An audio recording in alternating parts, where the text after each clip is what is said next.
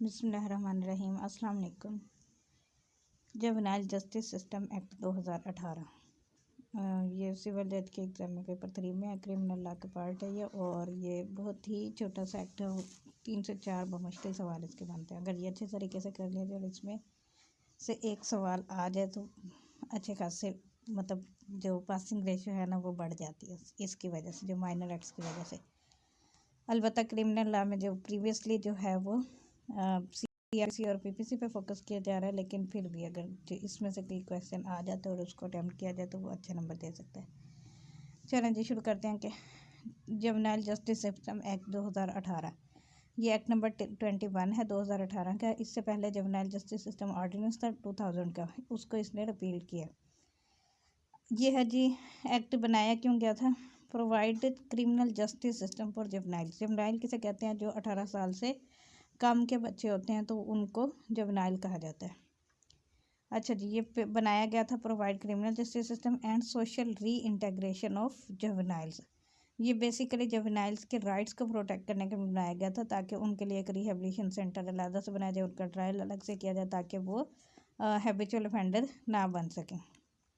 Section 1 जो हमेशा होता है short title extent and commencement, ये एक्ट कहलाएगा जी जुवेनाइल जस्टिस सिस्टम एक्ट 2018, और ये पूरे पाकिस्तान पर एप्लीकेबल है और एडवांस इन्फोर्समेंट है इसकी। एडवांस से मुराद इसकी जो इनएक्टमेंट डेट है वही इसकी इन्फोर्समेंट डेट है। इनएक्टमेंट डेट इसकी इसमें वैसे नहीं लिखी हुई, देख लीजिएगा कौन सी इसकी इनएक्टमेंट डेट है। सेक्शन 2 है जी, definition. In this act, unless there is anything repugnant in the subject or context, best interest of child, best interest of the child से मुराद ये है कि बेसिक कोर्ट जो है वो डिसीजन इस बेस पे करेगी कि इंटरेस्ट ऑफ द चाइल्ड को देखते हुए क्या देखेगी? Child to ensure fulfilment of his basic rights, उसके बेसिक राइट्स की फुलफिलमेंट, उसकी ज़रूरियात, उसकी identity, social wellbeing, physical, emotional and psychological development. इन ये 4 5 6 चीज़ों को देखते हुए कोर्ट जो है वो कोई भी फैसला करेगी जुवेनाइल जस्टिस सिस्टम एक्ट के तहत। चाइल्ड से मुराद है जी जो पर्सन जिसकी 18 साल से कम ये जो वो चाइल्ड है। अब कोर्ट से मुराद, अब यहाँ ये जुवेनाइल उसने नहीं बताया लेकिन चाइल्ड का है, तो चाइल्ड जो है ये जुवेनाइल बेसिकली जो चाइल्ड 18 साल से कम का अगर वो कोई ऑफेंस कर देता है तो वो जुवेनाइल बन जाता है।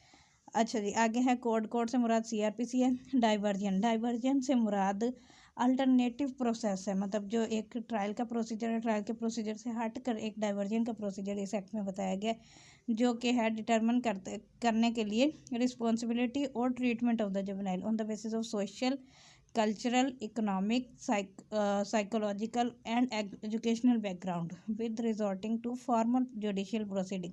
ये फॉर्मल जुडिशियल प्रोसीडिंग से हट कर एक अलग से एक प्रोसीजर है डाइवर्जन का, जो हम आगे पढ़ते भी हैं इसको। गवर्नमेंट से मुराद है जी फेडरल गवर्नमेंट और provincial government as the case में भी। गार्डियन, गार्डियन से मुराद है जी जुवेनाइल का इन रिलेशन टू जुवेनाइल, जो पेरेंट हो उसका और या कोई भी पर्सन जो कि कोर्ट ने अपॉइंट किया है, और जो पर्सन जो actual care of the child, मतलब 3 लोग गार्डियन में आते हैं। एक तो वो उसके पेरेंट्स आगे, उसके अलावा अगर कोर्ट ने अपॉइंट किया गार्डियन एंड वार्ड एक्ट के तहत अगर किसी को गार्डियन अपॉइंट कर दिया कोर्ट ने तो वो गार्डियन होगा। उसके अलावा जिसके पास उसकी एक्चुअल केयर है उस बच्चे की, वो मतलब दादी भी हो सकती है, नानी भी हो सकती है, कोई भी हो सकता है, उसके जिसके पास वो बच्चा एक्चुअल रिजाइड कर रहा है उसकी देखभाल में है। आगे है जी हीनियस ऑफेंस। हीनियस ऑफेंस से मुराद इसमें 3 तरह के ऑफेंस बताए गए हैं। जो सीआरपीसी है, सीआरपीसी में कॉग्निजेबल, नॉन कॉग्निजेबल ऑफेंस है, लेकिन इसमें थोड़ा सा चेंज है नाम। इसमें पहले है हीनियस ऑफेंस। हीनियस ऑफेंस से मुराद ऐसे ऑफेंस जो सीरियस नेचर के हों बहुत ज़्यादा, जैसे एटीए में ऑफेंसेस बताया गया ना, जो सवेयर नेचर के, ब्रूटल किस्म के, सेंसेशनल, मतलब सेंसेशनल ऐसे होते हैं जो कि मतलब सुन के इंसान के वो हाथ वो जो है ना वो कहते हैं बाल खड़े हो जाते हैं हाथों के, तो वो उस तरह के, या कोई शॉकिंग नेचर का पब्लिक मोरालिटी के खिलाफ कोई ऑफेंस है, और जिसे पीपीसी ने या किसी भी अदर लॉ ने उसमें पनिशमेंट उसकी डेथ या इम्प्रिजमेंट फॉर लाइफ या imprisonment for more than 7 year और विद फाइन बताई है। मतलब 7 साल से ज़्यादा सज़ा वाले, डेथ वाले या इम्प्रिजमेंट फॉर लाइफ वाले जितने भी ऑफेंसेस होंगे, अगर वो कोई जुवेनाइल करता है तो वो हीनियस ऑफेंस की कैटेगरी में फॉल करेगा। अब जवेनाइल से मुराद चाइल्ड जो उसने अभी ऊपर बताया कि वो 18 साल से कम वाला है, वो चाइल्ड कहलाएगा। अब जवेनाइल कौन होगा? वो चाइल्ड जो कि इस एडल्ट से डिफरेंट उसका ट्रायल किया जाए। Dealt for an offence in manner which is different from adult, मतलब 18 साल से ऊपर वालों के लिए जो भी लॉ है, जो भी उसका ट्रायल का प्रोसीजर है, जो भी मैनर में ऑफेंस को ट्रीट किया जाता है, उससे हटकर इस एक्ट के तहत उसके साथ डील किया जाएगा, तो वो क्या कहलाएगा? जवेनाइल। अच्छा जी, आगे है juvenile justice committee. Juvenile justice committee से मुराद वो कमेटी है जो कि अंडर सेक्शन 10 इस्टेब्लिश की जाएगी इस एक्ट के तहत। जुवेनाइल रिहेबिलिटेशन सेंटर है, उससे मुराद है कोई भी प्लेस जहाँ पर जुवेनाइल को रखा जाता है, उसको एजुकेशन दी जाती है या वोकेशनल और टेक्निकल ट्रेनिंग दी जाती है, और उसकी मेंटल, मोरल, साइकोलॉजिकल डेवलपमेंट का ख्याल रखा जाता है, मतलब उस हिसाब से उसकी डेवलपमेंट की जाती है। इंक्लूड सर्टिफाइड इंस्टीट्यूशंस, उसमें सर्टिफाइड इंस्टीट्यूशंस भी शामिल है। Juvenile training institutions, postal institutions, vocational centres, दारुल अमान and women crisis centre establish by the government by voluntarily organisational certified by the government, या किसी भी इदारे को गवर्नमेंट अगर सर्टिफिकेशन दे देती है कि आप जो है वो ये जो इदारा है, ये कोई दारुल अमान है या कोई भी सेंटर है, कोई NGO है, कोई ऑर्गेनाइजेशन है, उसको गवर्नमेंट डिक्लेयर सर्टिफाइड कर देती है कि ये जो है जुवेनाइल के लिए रिहेबिलिटेशन सेंटर के तौर पर काम करेगा, तो फिर जितने भी जुवेनाइल्स होंगे वो उसी इदारे में भेजे जाएंगे। जुवेनाइल ऑफेंडर से मुराद है कोई भी बच्चा जिसने कोई ऑफेंस कमिट किया हो, मतलब जिसके ऊपर कोई एलिगेशन हो कि उसने ऑफेंस कमिट किया है, who has been found to have committed an offence, तो वो क्या कहलाएगा? Juvenile offender.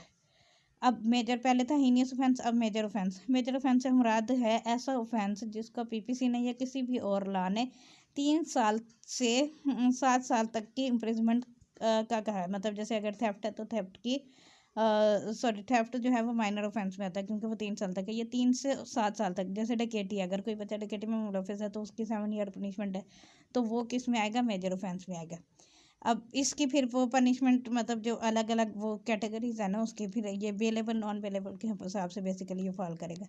आगे है जी मेडिकल ऑफिसर से मुराद नोटिफाइड पर्सन है जिसको गवर्नमेंट प्रोविंशियल गवर्नमेंट जो है वो कंसर्न डिपार्टमेंट को डिक्लेयर कर देती है, मतलब जैसे PPC मेडिकल क्रिमिनल लॉ में एक पर्सन मेडिकल लाजमी अथोराइज किया जाता है हर डिस्ट्रिक्ट में, तो फिर वो जितने भी ऑफेंसेस होते हैं, हार्ट के केसेस भी, वो फिर उसका वो MLC रिपोर्ट उसने बनाना होता है, तो ये इस मकसद के लिए जुवेनाइल जस्टिस सिस्टम के लिए भी मेडिकल ऑफिसर एक अपॉइंट किया जाएगा गवर्नमेंट की तरफ से। ये बेसिकली जुवेनाइल की एज के हवाले से वो डिटरमिन करते हैं, ऑसिफिकेशन टेस्ट जो होता है वो उससे रिलेटेड है।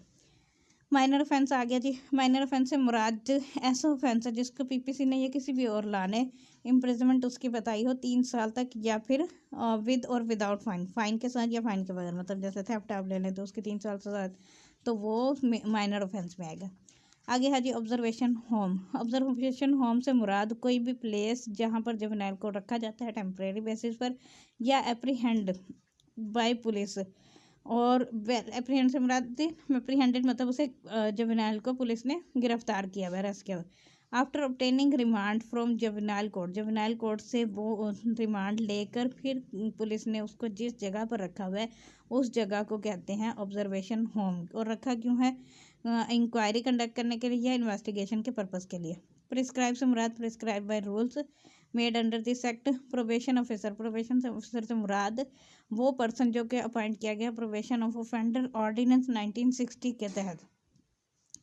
आगे है जी सूटेबल पर्सन से मुराद हर वो पर्सन है जिसको trust, association, society duly recognised by laws whose object is welfare and protection of child. जिस शख्स की का ऑब्जेक्ट होगा कि वो प्रोटेक्शन ऑफ चाइल्ड से हवाले से डील करे, मतलब सूटेबल पर्सन, वो उस शख्स को उसकी जो है वो कस्टडी सौंपी जा सकती है, उस हवाले से आई। एक्सप्लेनेशन कहते हैं जी person in class means the guardian of a juvenile और any other person appointed by juvenile court for the purpose of this act. Person से मुराद वो पर्सन है जिसको इस एक्ट के तहत गार्डियन की जो मतलब एक्चुअल केयर में है, जो गार्डियन ऑफ जुवेनाइल है या कोई भी पर्सन जिसके केयर में है वो पर्सन। सेक्शन 3 है जी लीगल असिस्टेंट। लीगल असिस्टेंस में वो 3 चीज़ें कहता है। पहली सबसे पहले कि वो जो जवेनाइल चाइल्ड जो है, जो विक्टिम है, मतलब जिसके साथ अगर कोई ऑफेंस हुआ है और वो जवेनाइल है, बच्चा चाइल्ड है, तो उसके राइट्स के हवाले से स्टेट जो है उसको लीगल असिस्टेंस प्रोवाइड करेगी। वो at the expense of the state होगा और उसको बताएगा कि वो जवेनाइल चाइल्ड जो विक्टिम है उसके राइट्स क्या क्या हैं। अच्छा जी, दूसरा वो कहता है जवेनाइल जो है वो उसको इन्फॉर्म किया जाएगा उसके राइट्स को, जो कि अवेलेबल हैं बाय द लीगल प्रैक्टिशनर, जो कि with in 24 hours taking into custody. मतलब अगर जवेनाइल ऑफेंडर जो है वो उसको भी लीगल प्रैक्टिशनर प्रोवाइड किया जाएगा, जो कि 24 घंटे के अंदर अंदर उस जब भी किसी भी जवेनाइल को अरेस्ट किया जाएगा तो उसे 24 घंटे के अंदर अंदर लीगल प्रैक्टिशनर प्रोवाइड किया जाएगा, जो उसे उसके राइट से इन्फॉर्म करेगा। A legal practitioner appointed by the division concerned और relevant department of provincial government और by juvenile court for providing legal assistance to a child और विक्टिम ऑफ एन ऑफेंस और a juvenile shall have at least 7 years standing at bar. और वो legal practitioner जिसकी 7 साल की practice हो वो प्रोवाइड किया जाएगा कि चाहे वो विक्टिम ऑफ एन ऑफेंस हो या फिर जुवेनाइल हो, मतलब ऑफेंडर को और विक्टिम दोनों के लिए एक लीगल प्रैक्टिशनर रिक्वायर्ड है, जो कि गवर्नमेंट प्रोवाइड करेगी उसे, जिसकी 7 साल की प्रैक्टिस हो कोर्ट में। सेक्शन 4 है जिसकी जुवेनाइल कोर्ट। ये बेसिकली जुरिस्डिक्शन के हवाले से जो है वो पीएम, ये अमेंड हुआ है। पहले इसमें लफ्ज़ गवर्नमेंट था तो अब प्राइम मिनिस्टर लिख दिया कि इन consultation with the concerned high court shell by notification in the official gazette designate करेगा 1 or more juvenile courts with in a period of 3 months of the commencement of this act. ये act जो है 2018 का है और 2018 के बाद 19, 20, 21 तक इसमें ये कोर्ट्स बन जानी चाहिए थे, स्पेशल कोर्ट्स जुवेनाइल के हवाले से, लेकिन अभी तक नहीं बनी। मजिस्ट्रेट ही जुवेनाइल का ट्रायल करता है प्रैक्टिकली जो चल रहा है। शायद किसी डिस्ट्रिक्ट में बन चुकी हो तो मैं भी, लेकिन जो मेरी नज़र में नहीं गुजरी ऐसी कोई भी कोर्ट।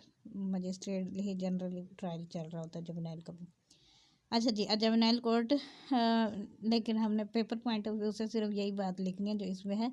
प्रैक्टिकल वाली चीज़ें इससे हटकर हैं तो वो नहीं लिखनी। अब दूसरा वो कहता है जी जुवेनाइल कोर्ट जो है वो इस्टेब्लिश होगी एक या एक से ज़्यादा सेशन डिवीज़न में, और as the case the juvenile court में hold trial of cases at such place as high court में स्पेसिफाई। हाई कोर्ट जहाँ स्पेसिफाई करेगी वहाँ पर जुवेनाइल कोर्ट इस्टेब्लिश कर दी जाएगी। अब कोई भी पर्सन जो है वो, ये बेसिकली जज की क्वालिफिकेशन है कि वो कौन होगा, जो सेशन जज हो, एडिशनल सेशन जज हो, या फिर कोई जुडिशियल मजिस्ट्रेट हो जिसको सेक्शन 30 वाला जुडिशियल मजिस्ट्रेट, और उसके अलावा एडवोकेट हो जिसकी 7 साल की प्रैक्टिस हो, तो वो अपॉइंट किया जा सकता है बतौर हाई कोर्ट के with the consultation of high court बतौर जज, जुवेनाइल कोर्ट का जज अपॉइंट किया जा सकता है। आगे है जी जुवेनाइल कोर्ट की एक्सक्लूसिव जुरिस्डिक्शन ट्राई करने के लिए इन केसेस को which a juvenile is accused of commission offence. Juvenile offence का जो ट्रायल है वो सिर्फ और सिर्फ जुवेनाइल कोर्ट ही ट्राई करेगी और कोई किसी कोर्ट नहीं करेगी इस एक्ट के तहत। 5 में ये कहता है subject to subsection 4 commencement of this act के all cases pending before a trial in which a juvenile is accused of an offence shall stand transferred to the juvenile court having jurisdiction। मतलब जब ये courts बन जाएंगे तो सारे के सारे केसेस जो है वो जुवेनाइल कोर्ट्स के पास ट्रांसफ़र कर दिए जाएंगे। जुवेनाइल कोर्ट जो है वो सिर्फ merely by reason of change in composition of transfer of a case under subsection 5 be bound to recall और rehear witness who given evidence and में act other evidence already record. वो कहता है कि सिर्फ इस वजह से कि ट्रांसफ़र केस हुए होंगे, जुवेनाइल कोर्ट जो है इस वजह से रिकॉल या रीहेयर नहीं करेगी किसी भी विटनेस को। अदरवाइज जो वो CRPC में वो 540 है ना, उसके तहत तो वो रीहियरिंग हो सकती है अगर नेसेसरी हो तो। अदरवाइज ट्रांसफ़र की वजह से रीहियरिंग या फिर रिकॉल ऑफ विटनेस नहीं होता। 7 है जी, अगर कोई कोर्ट कॉग्निजेंस लेती है किसी भी ऑफेंस की और फाइंड करती है कि अक्यूज जो है वो brought before it is a juvenile, तो वो जो कोर्ट के सामने जुवेनाइल को पेश किया, जिसको भी पर्सन को पेश किया जा रहा है वो जुवेनाइल है, दिखने में लगता है, and shall transfer his case to the juvenile court for further proceeding, तो फिर वो क्या करेगी, कोर्ट जो है वो जुवेनाइल कोर्ट के पास वो ट्रांसफ़र कर देगी ताकि फर्दर प्रोसीडिंग जुवेनाइल कोर्ट ही उसको डील करे। अब वो कहता है कि taking cognizance of offence, juvenile court shell decide the case with in 6 month. और जुवेनाइल कोर्ट के पास टाइम है 6 महीने का, 6 महीने के अंदर अंदर उसने केस को डिसाइड करना है। वो कहता है कि where case is not decided, अगर 6 महीने के अंदर अंदर केस नहीं डिसाइड हुआ तो फिर जुवेनाइल कोर्ट क्या करेगी, एक्सटेंशन सीक करेगी from the concerned high court और एक्सप्लेन करेगी रीज़न कि क्यों डिसाइड नहीं हुआ 6 महीने में। और अगर हाई कोर्ट जो है वो एक्सटेंशन दे देती है और अगर हाई कोर्ट से एक्सटेंशन नहीं फाइल की तो फिर जो जुवेनाइल कोर्ट है या जो कंप्लेनेंट है वो खुद जाके एप्लीकेशन देगा हाई कोर्ट को कि भाई मेरा ट्रायल 6 महीने में कंप्लीट होना था और नहीं हुआ, तो लिहाजा डायरेक्शन जारी की जाए ताकि वो कंप्लीट करे। और फिर जुवेनाइल कोर्ट रीज़न बताएगी कि क्यों नहीं हुआ। जुवेनाइल कोर्ट में hold it's sitting at a place other than a place in which the ordinary court hold sitting for trial of other cases, जहाँ पर बाकी कोर्ट्स के ट्रायल चल रहे हैं उसके अलावा कहीं जगह पर भी होल्ड कर सकती है सिटिंग। वैसे ये जनरली अगर मुल्तान में देखा जाए तो स्पेशल कोर्ट्स जो हैं वो अलग न्यू जुडिशल कम्प्लेक्स में और बाकी सारी कोर्ट्स ओल्ड जुडिशल कम्प्लेक्स में, लेकिन उसमें जुवेनाइल कोर्ट नहीं है न्यू जुडिशल कम्प्लेक्स। सेक्शन 5 कहता है जी अरेस्ट ऑफ जुवेनाइल। अब अरेस्ट ऑफ जुवेनाइल से मुराद ऑब्जर्वेशन होम है या ऑफिसर अगर arrested juvenile shall be kept in observation home, अगर किसी भी जुवेनाइल को अरेस्ट किया गया तो वो ऑब्जर्वेशन होम में उसे रखा जाएगा। और officer charge of the police station जो है वो as soon as possible inform करेगा उस गार्डियन को जुवेनाइल के, अगर उसको if he can be found, मतलब अगर उसका गार्डियन उसे मिलता है तो वो उसे इन्फॉर्म करेगा और उसे बताएगा time date and name of the juvenile before which the juvenile shall be produced, मतलब जिस जगह पर जुवेनाइल को प्रोड्यूस किया जाएगा तो उसका टाइम डेट और नेम बताएगा जुवेनाइल कोर्ट का। Inform the concern probation officer को इन्फॉर्म करेगा कि वो उसे इनेबल करे कि इन्फॉर्मेशन उसे दे, वो जो भी हमने ऊपर सेक्शन 3 में पढ़ा था कि वो उसके राइट्स उसे बताएगा, मटेरियल सर्कमस्टांसिस या जो भी असिस्टेंट जुवेनाइल को रिक्वायर्ड होती है तो वो उसके हवाले से इंक्वायरी करेगा जुवेनाइल प्रोबेशन ऑफिसर।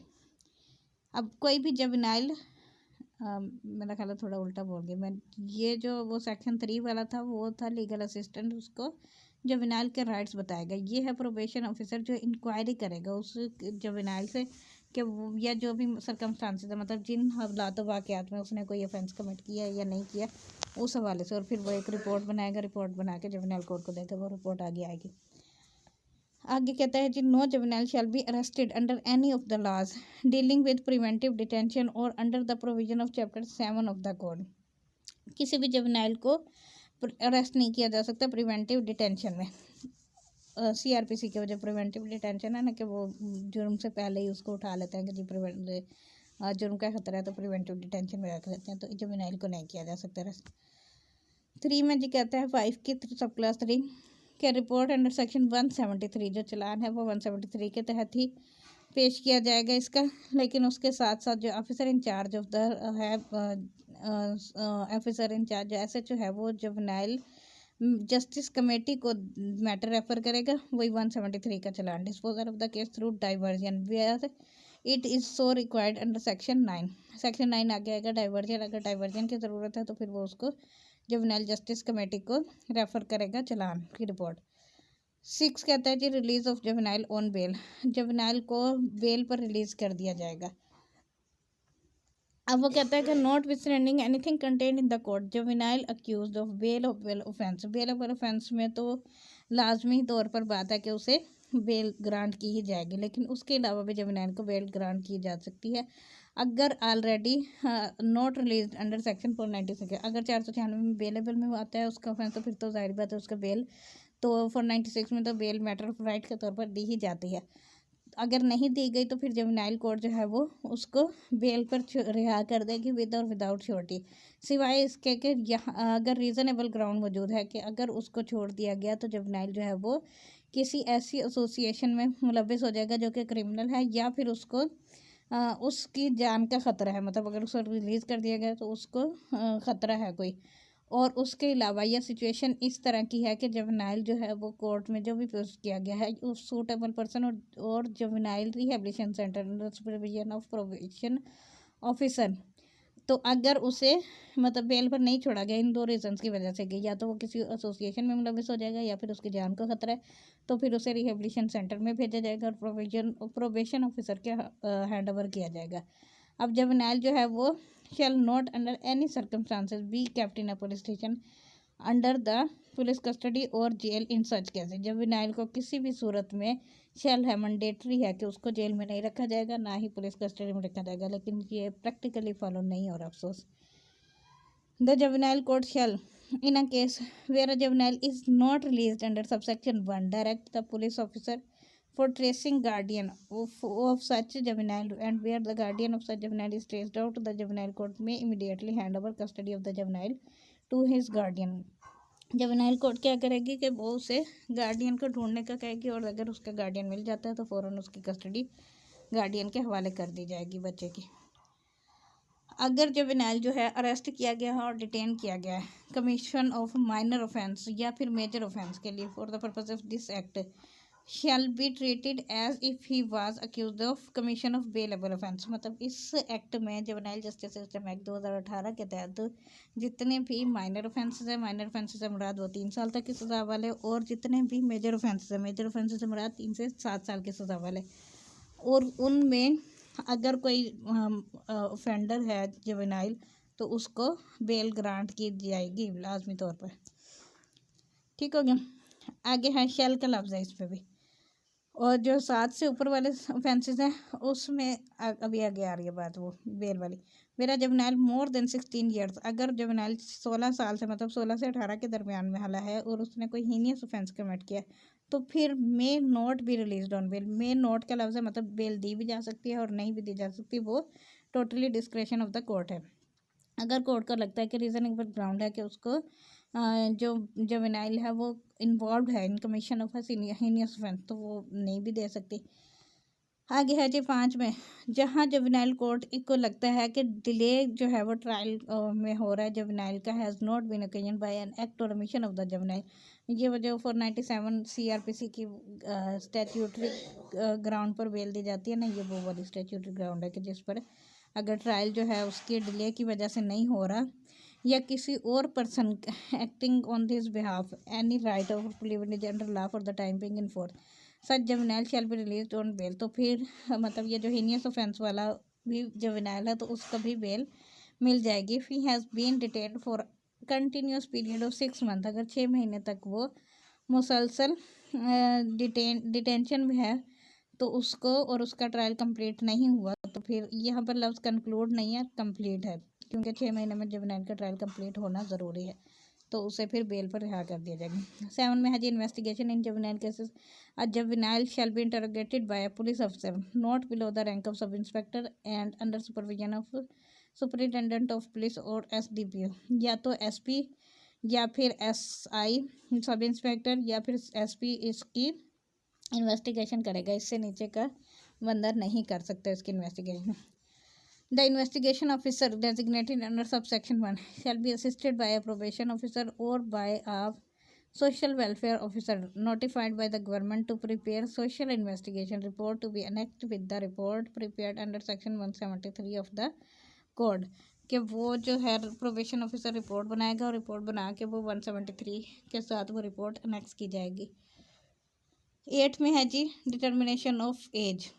ये सवाल अगर अक्सर इस पेपर में किसी भी एग्जाम में आता है तो ये डिटर्मिनेशन एज के हवाले से आ जाता है कि जुवेनाइल की एज जो है वो कैसे डिटर्मिन की जाएगी।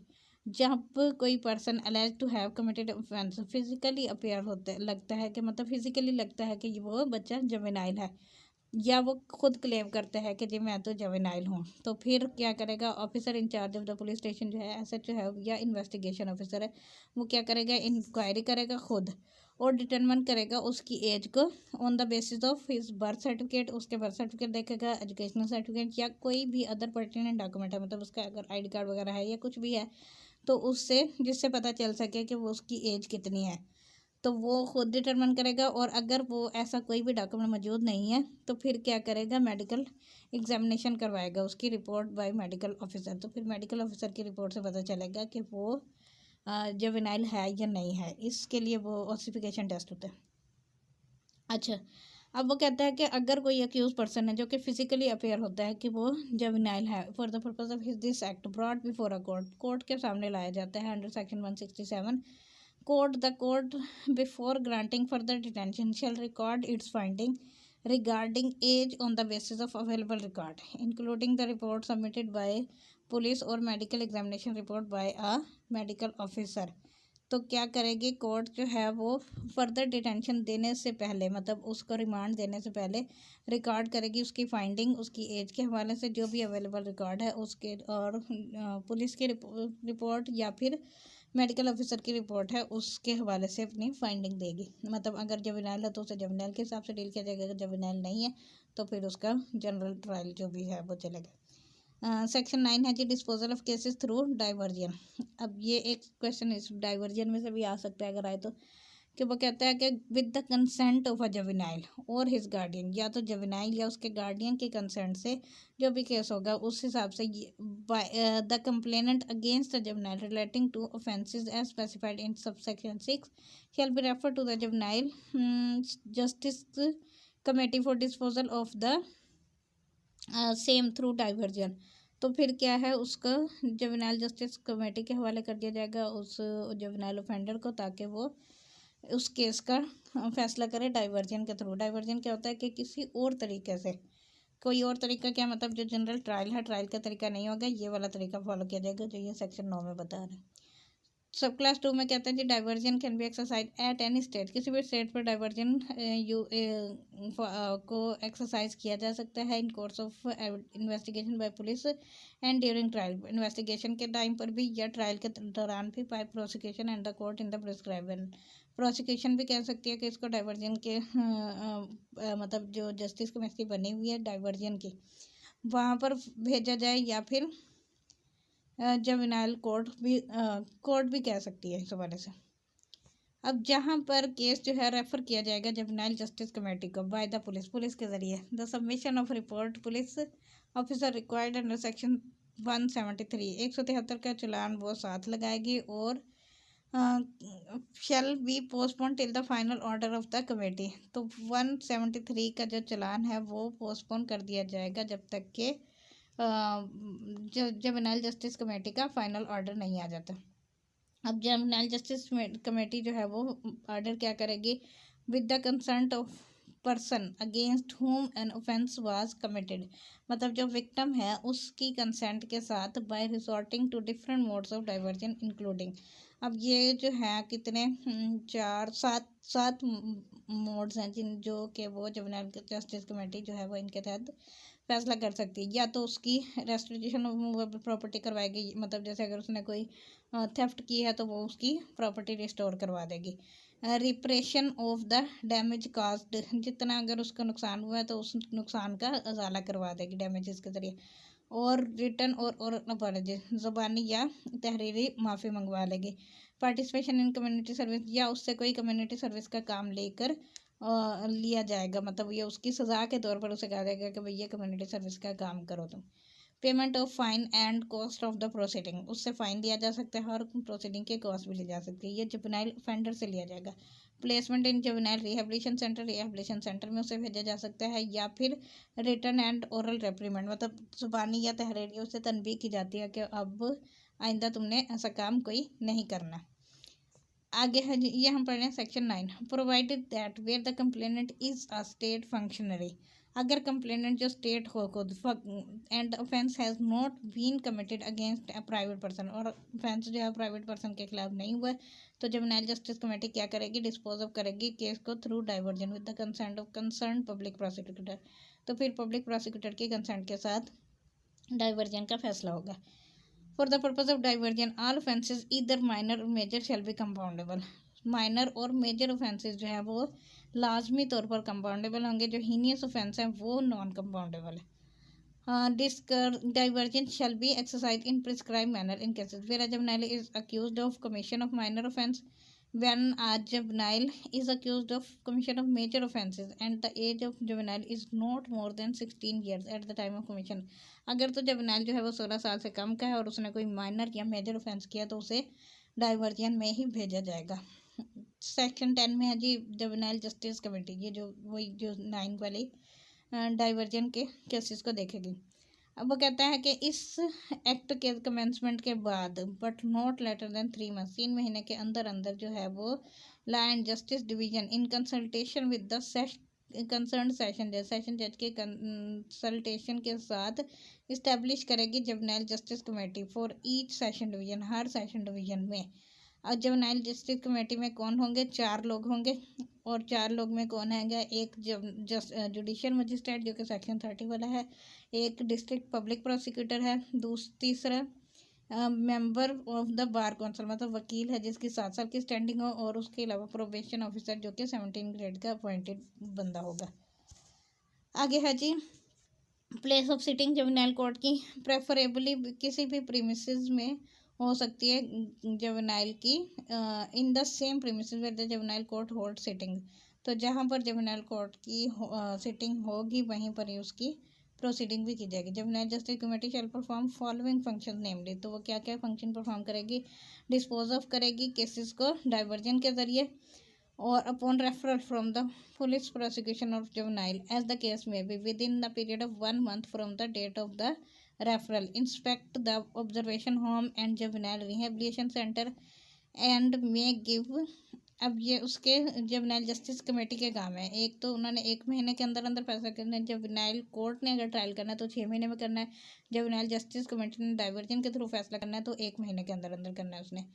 अच्छा जी, और उसके अलावा उसने क्या करना है? इंस्पेक्ट करना है ऑब्जर्वेशन होम को, जुवेनाइल रिहेबिलिटेशन सेंटर को, और डायरेक्शन दे सकती है ऑफिसर इंचार्ज को भी कि वो प्लेसेस को measure to be taken for the welfare और and social reintegration of the juvenile kept under the supervision and such other function as may be prescribed. उसके अलावा जो भी ये रूल्स में प्रिस्क्राइब किए जाएंगे फंक्शंस उनको परफॉर्म करेगी juvenile justice committee. For the administration and functioning of the juvenile justice committee, provision of staff shall be within the powers of the session judge of respective district judge, जो session जज के ही control में होगी juvenile justice committee के staff सारा। Section 11 है जी procedure of juvenile court. Juvenile court जो है वो फॉलोइंग प्रोसीजर फॉलो करेगी। क्या करेगी? जिन किसी भी पर्सन को मौजूद नहीं रखा जाएगा जुवेनाइल कोर्ट में, मतलब किसी को भी अंदर आने की इजाज़त नहीं दी जाएगी जुवेनाइल कोर्ट के अंदर जहाँ पर जुवेनाइल का ट्रायल चल रहा होगा, सिवाय staff and officers of the juvenile court के। उसके अलावा पार्टीज उस केस की हैं जो कि जुवेनाइल कोर्ट के साथ डील करने, मतलब अक्यूज्ड पर्सन और कन्विक्ट के जो पार्टीज हैं वो मौजूद हो सकती हैं, या कोई और पर्सन जो कि डायरेक्टली कंसर्न्ड है इन प्रोसीडिंग में, इंक्लूडिंग द पुलिस ऑफिसर या फिर वो मतलब वकील अगर उसके बिहाफ पर कोई प्लीड कर रहा है तो वो मौजूद हो सकता है। उसके अलावा गार्डियन ऑफ द जुवेनाइल वो भी हो सकता है, या फिर कोई और पर्सन जिसको जुवेनाइल कोर्ट डायरेक्ट कर दे कि भाई वो मौजूद रह सकता है, अदरवाइज किसी को भी इजाज़त नहीं दी जाएगी जुवेनाइल कोर्ट में प्रेजेंट रहने की। अब है जी किसी भी स्टेज पर प्रोसीडिंग जो है जुवेनाइल कोर्ट की in the best interest of decency and morality direct any person to withdraw from court for such person period as the court may direct. अब किसी भी प्रोसीडिंग पर जुवेनाइल कोर्ट की जो प्रोसीडिंग है उसको विड्रा कर दिया जा सकता है best interest of the child के लिए, जुवेनाइल के लिए सॉरी। अगर किसी भी स्टेज पर प्रोसीडिंग जो जुवेनाइल कोर्ट इज सेटिस्फाइड है कि attendance of the juvenile is not essential, तो फिर क्या करेगी? पर्पज़ ऑफ ट्रायल के लिए तो जुवेनाइल कोर्ट जो है वो उसकी डिस्पेंस विद भी कर सकती है उसकी अटेंडेंस, और ट्रायल को प्रोसीड करेगी in absence of the juvenile. अगर कोई ये 11(4) है, अगर जुवेनाइल जो है वो जुवेनाइल कोर्ट में ब्रॉट किया गया मतलब लाया गया है और found to be suffering from serious illness, और वो बीमार है या फिजिकली और mentally and requires any treatment, the court shall send such juvenile to a hospital or medical institution where treatment shall be given to juvenile at the expense of state, तो फिर state के खर्चे पर उसका इलाज करवाया जाएगा।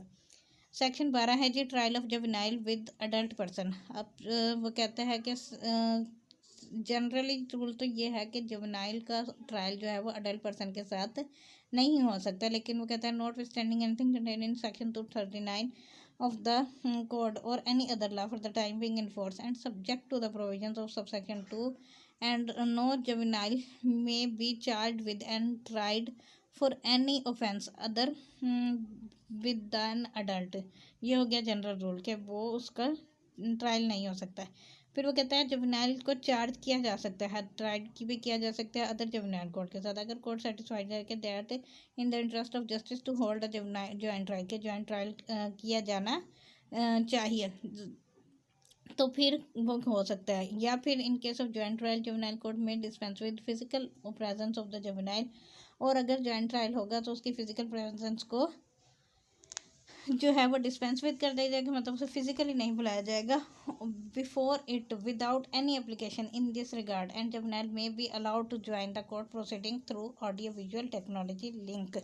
तो उसे इन कैमरा सॉरी जो ऑडियो वीडियो कॉल पर या फिर ऑडियो कॉल पर उसकी एविडेंस वगैरह रिकॉर्ड की जा सकती है, उसे खुद कोर्ट में नहीं बुलाया जाएगा अगर जॉइंट ट्रायल हो रहा है तो। सेक्शन 13 है जी disclosure of identity of the juvenile. अगर कोई शख्स प्रिंट करता है या पब्लिश करता है कोई भी नेम या मैटर जो कि आइडेंटिटी शो कर रहा है जुवेनाइल की, तो उसको पनिश किया जाएगा इम्प्रिजमेंट फॉर अ डिस्क्रिप्शन, 3 साल तक की उसको सज़ा हो सकती है और फाइन भी हो सकता है अगर कोई जुवेनाइल की आइडेंटिटी को डिस्क्लोज करता है तो। अब वो कहता है कोई भी चीज़ इस सेक्शन में नहीं लिखी जाएगी, एक्सटेंड नहीं की जाएगी अगर कोई प्रिंटिंग या पब्लिकेशन है जो कि आइडेंटिटी ऑफ द जुवेनाइल, ये जो मतलब लॉ डाइजेस्ट होते हैं PLD या CRC वगैरह, तो वो उसमें पब्लिकेशन जो है उस पर अफेक्ट नहीं करेगा, उसमें हो सकती है। और अगर वो है बाय और under the order in writing of the officer in charge of the police station और द पुलिस ऑफिसर, अगर पुलिस ऑफिसर जो है वो इन्वेस्टिगेटिंग ऑफिसर है, वो कहता है कि गुड फेथ में है वो उसको पब्लिश करना, तो फिर पब्लिश किया जाएगा।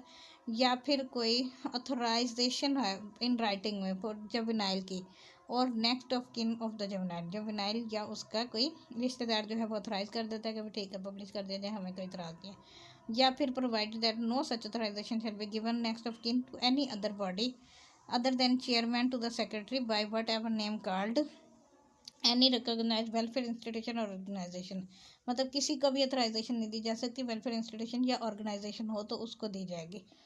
अच्छा जी, उसके अलावा वो कहता है रिकॉग्नाइज वेलफेयर इंस्टीट्यूशन से मुराद यह है सोशल वेलफेयर इंस्टीट्यूशन जो कि ऑर्गेनाइज्ड हो on the behalf of government. अगर कोई शख्स प्रिंट करता है कोई मैटर जो प्रोसीडिंग है इसकी जुवेनाइल कोर्ट की without the previous permission, juvenile court shall punished with imprisonment with description for extend to 2 year and shall also be liable to fine। अगर बगैर परमिशन के कोई इनमें से भी कोई पब्लिश कर देता है तो 2 साल की तक सज़ा है। अब वो कहता है printing publication of the judgement of the high court और the supreme court does not amount to an offence with the meaning of this section. Section 14 है जी report of probation officer. Probation officer जो है वो assist करेगा और prepare करेगा एक report direction of the juvenile court के कहने पर वो एक रिपोर्ट बनाएगा और विद इन सच टाइम जो भी उसको डायरेक्ट किया गया जाएगा कोर्ट का एट एनी स्टेज रिगार्डिंग, किसी भी स्टेज पर जुवेनाइल के करेक्टर के हवाले से educational social and moral background, जब ये रिपोर्ट में उसमें वो बताया गया ये सारी चीज़ें। उसके अलावा क्या होगा जी जुवेनाइल से admission of committing an offence, उसने एडमिट किया है कि उसने ऑफेंस किया है या नहीं, if any made with free consent and voluntarily, ठीक है, अगर उसने कन्फेशन किया तो वो फ्री कंसेंट के साथ किया या वॉलंटरली किया है। अगर evidence any evidence that juvenile actually committed the offence, all legal and appropriate assistance provided at all levels to the juveniles for understanding concept and consequences even to child's family and guardian, steps taken for mediation and promise with the complainant or victim and possibility of settlement, मतलब अगर कोई सुलह सफाई वाला मामला होता है तो वो उसके हवाले से भी रिपोर्ट लिखेगा कि उसने क्या स्टेप्स लिए हैं कि सुलह हो सकती है या नहीं। Possibility of sending the juvenile to rehabilitation centre और रिलीज ऑन बेल प्रोबेशन, कि वो कहता है कि उसको बेल पर मतलब छोड़ा जाना चाहिए या फिर उसके रिहेबिलिटेशन सेंटर में भेजना चाहिए। Subject to subsection 3 the report of the probation officer submitted to the juvenile court shall be treated as confidential. अब जो जुवेनाइल कोर्ट है वो अगर मुनासिब समझती है कि communicate substance of the report of the juvenile guardian and where any one of them disputes the concerned contents or views contained therein, the juvenile justice court may give such juvenile or guardian as the case may be, an opportunity of producing such evidence as may be relevant to the matter stated in the report। अगर वो उसे मुनासिब लगता है कि juvenile के guardian को बताना चाहिए तो वो बताएगी सारा मामला। सेक्शन 15 कहता है जी powers of juvenile court to order for release. अब जुवेनाइल कोर्ट की पावर क्या है कि वो उसे on receipt under section 14 and on consultation of inquiry, investigation and trial, juvenile court में keeping in view the best interest of the child order पास करेगी juvenile court offender का after the victim or complainant as the case may be pardon से। अगर victor या complainant तो उसका pardon कर देता है तो वो pardon का order कर सकती है, लेकिन वो करेगी नहीं कब, provided that juvenile court may refuse to release the juvenile offender even if the victim, अगर वो victim और complainant उसे माफ़ भी कर देते लेकिन juvenile court को लगता है कि वो उसे नहीं करना चाहिए और अगेंस्ट द पब्लिक पॉलिसी है तो फिर वो रीज़न रिकॉर्ड करेगी। उसके अलावा पास कर सकती है ऑर्डर फाइन का, कंपनसेशन का जो कि विक्टिम को पेड की जाएंगी, या फिर रेस्टिट्यूशन ऑफ प्रॉपर्टी का, या फिर डायरेक्ट करेगी जुवेनाइल ऑफेंडर को कि उसको रिलीज़ किया जाए on probation for good conduct and place such juvenile offender under care of guardian और any suitable person or such juvenile rehabilitation center established or certified for the purpose of this act for any proceeding not exceeding period of confinement awarded to such juvenile। मतलब जितनी उसकी सज़ा बनती है उस हिसाब से उसको कन्फाइन कर दिया जाएगा, वही रिहेबिलिटेशन सेंटर में ही कन्फाइन होगा वो। Direct the probation officer to submit probation report in prescribe manner. और प्रोवाइडेड है जी कि जुवेनाइल ऑफेंडर फेल हो गया अगर कंप्लाई करने में अगर कोर्ट के ऑर्डर से, तो फिर क्या करेगी, ऑर्डर करेगी रिलीज ऑन प्रोबेशन और the juvenile court may pass an order as मैथिक्स including cancellation of probation order, तो कैंसिलेशन भी कर सकती है उसके पिछले ऑर्डर को। Make an order directing the juvenile offender to be sent to juvenile rehabilitation centre until he attains the age of 18 years or till the completion period of imprisonment whichever comes earlier। अगर वो पहले 18 साल का हो जाता है तो 18 साल के बाद उसे वो जुवेनाइल रिहेबिलिटेशन सेंटर से निकाला जाएगा, और अगर उसकी सज़ा पूरी हो जाती है तो सज़ा पूरी होने के बाद। अब 16 में है जी order that shall not pass with respect to juvenile. अब जुवेनाइल के हवाले से कौन से ऑर्डर पास नहीं किए जा सकते। कोई भी पर्सन जो कि जुवेनाइल ऑफेंडर है at the time of commission of offence shall be awarded punishment of death. Death की सज़ा नहीं दी जा सकती उसे। कोई भी जुवेनाइल जो है वो कमिटेड, उसको जेल में नहीं रखा जाएगा, उससे हार्ड लेबर नहीं करवाई जा सकती और उसको हैंडकफ नहीं किया जाएगा, ना ही उसको कोई कॉर्पोरल पनिशमेंट दी जा सकती है। लेकिन प्रोवाइडेड है कि अगर कोई बच्चा 16 साल तक का है और उसने कोई हीनियस ऑफेंस किया है और वो मतलब उसका स्केप से वो बचाना उसको चाहता है कि वो भाग रहा है या उसको पकड़ने के लिए, तो फिर उसकी हैंडकफ किया जा सकता है। रीज़न वो रखेगा कि उसे क्यों हैंडकफ कर रहा है। 17 में है जी special provision for female juvenile को कभी भी गिरफ्तार नहीं किया जाएगा, ना ही उससे इन्वेस्टिगेशन की जाएगी सिवाय फीमेल पुलिस ऑफिसर के। मेल पुलिस ऑफिसर जो है उससे ना इन्वेस्टिगेट करेगा ना उसका जुवेनाइल करेगा। जुवेनाइल आप फीमेल जो है जुवेनाइल उसको सिर्फ जुवेनाइल रिहेबिलिटेशन सेंटर और सर्टिफाइड एक्सक्लूसिव फॉर फीमेल जो है उनके लिए रखा जाएगा। 18 में है जी अपील। अपील से मुराद है कोई भी कन्विक्ट जो है जुवेनाइल कोर्ट का वो अपील कर सकता है CRPC के तहत, और अगर कोई केस जुवेनाइल ऑफेंडर जो है वो अपील कर सकता है preferred bye guardian acting on this behalf. Guardian के ज़रिए वो अपील करेगा, और अगर गवर्नमेंट या कोई भी एग्रीड पर्सन है तो वो एक्वेटल से अगर अग्रीव्ड है तो वो 417 के तहत अपील फाइल कर सकते हैं CRPC के। 19 है जी removal of disqualification attach with conviction. Subject to the provision of the Constitution, a juvenile offender convicted under the provision of this act shall not suffer a disqualification, if any, attaching to a conviction of an offence under such law। Constitution में वो जो 63 वाली disqualification है वो इसके साथ attach नहीं है, जुवेनाइल पर अप्लाई नहीं होती। 20 establishment and certification of observation homes and juvenile rehabilitation center। ये गवर्नमेंट जो है वो सर्टिफिकेट भी किसी भी रिहेबिलिटेशन सेंटर को जारी कर सकती है और उस सर्टिफिकेट को वापस भी ले सकती है। 21 में है कि वापस लेना, 20 के तहत वो सर्टिफिकेशन जारी करती है और 21 के तहत वो सर्टिफिकेट को विड्रॉ कर लेती है। 22 में है जी inspection of observation home and juvenile justice rehabilitation centre. ये पहले भी आ चुका है कि जुवेनाइल जस्टिस कमेटी ने इस इंस्पेक्शन करनी है रिहेबिलिटेशन सेंटर की, ऑब्जर्वेशन होम की, सोशल इंटीग्रेशन की, हेल्थ एजुकेशन और कंडीशन ऑफ इनमेट्स वो जो फीमेल ऑफेंडर्स हैं उनके हवाले से। सेक्शन 23 है जी act to override other laws. ये एक्ट जो है बाकी तमाम के तमाम एक्ट्स पर या हर प्रोविजन पर ये ओवर राइड करेगा, मतलब सिर्फ इस एक्ट के तहत जुवेनाइल का ट्रायल होगा और किसी एक्ट के तहत नहीं होगा। और 22 है जी power to make rules. Government जो है वो ऑफिशियल गजट में पब्लिश करेगी रूल्स को इस एक्ट के तहत जो बनाए जाएंगे। 25 है जी रिपील, जो नया जस्टिस सिस्टम ऑर्डिनेंस जो 2000 वाला था वो इस वक्त इससे पहले जो चल रहा था वो रिपील्ड हो गया। चलो जी, थैंक यू फॉर लिसनिंग। फिर मिलते हैं किसी और लेक्चर में। अल्लाह हाफिज़।